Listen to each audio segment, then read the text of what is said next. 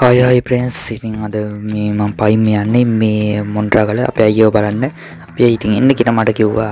ඉතින් මම මොන්ට්‍රාගල පයින් යනවා.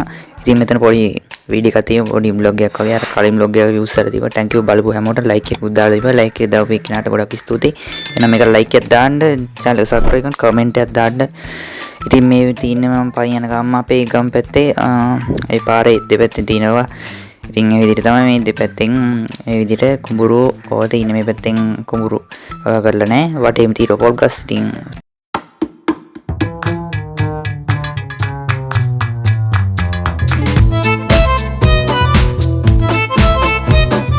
තියලුනේ මේ තමයි මොන්ට්‍රාගල. ඉතින් මම මොන්ට්‍රාගලට දැන් අපේ අයියන් තැන්ට යන ගමන් ඉන්නේ. ඉතින් මට කියන්න බැරි වුණා මම බස් එකේ ආවේ ඒකයි.